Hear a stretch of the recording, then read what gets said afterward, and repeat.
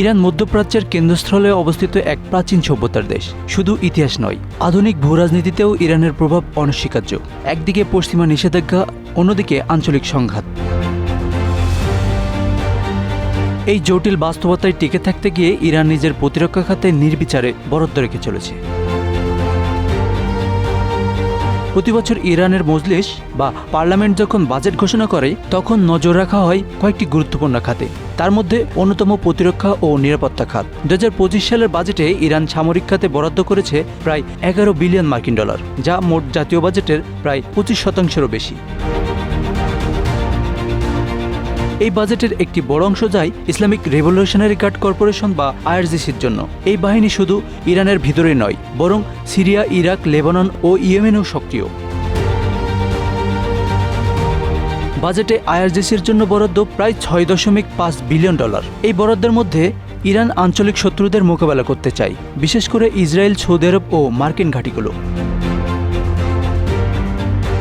ইরানের সামরিক বাজেটের আরও একটি বড় অংশ চলে যায় গবেষণা ও উন্নয়ন খাতে, বিশেষ করে ব্যালিস্টিক মিসাইল ও ড্রোন প্রযুক্তিতে। ইরান বর্তমানে নিজস্ব প্রযুক্তিতে তৈরি করছে শাহাব-3, ফাতাহ 110 এর মতো দূরপাল্লার ক্ষেপণাস্ত্র, যা 2000 কিলোমিটার পর্যন্ত পৌঁছাতে সক্ষম। এছাড়া 2024 সালে ইরান তার শহীদ সিরিজের কামিকাজি ড্রোন রাশিয়াকে সরবরাহ করে ইউক্রেন যুদ্ধেও। এটি ইরান সামরিক শিল্পের আন্তর্জাতিক প্রভাবের একটি প্রমাণ।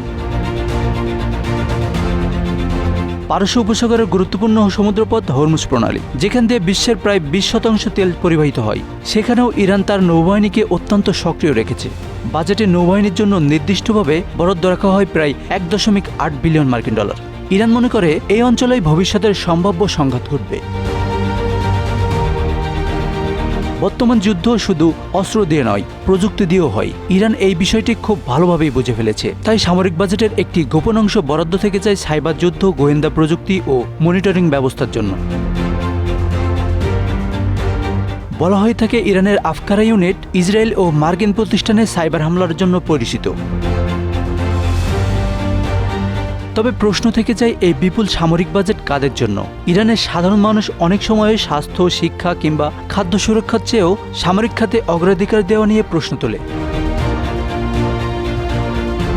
মার্কিন নিষেধাজ্ঞা, মূল্যস্ফীতি, মুদ্রাস্ফীতি এসব চাপের মধ্যে দাঁড়িয়েও এই বাজেট কতটা যৌক্তিক তা নিয়ে বিতর্ক রয়েছে।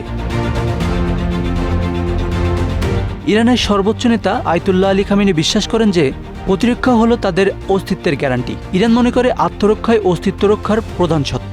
এজন্য প্রতিটি ডলার, প্রতিটি রিয়াল, প্রতিটি ক্ষেপণাস্ত্র হয়ে ওঠে তাদের সার্বভৌমত্বের গ্যারান্টি।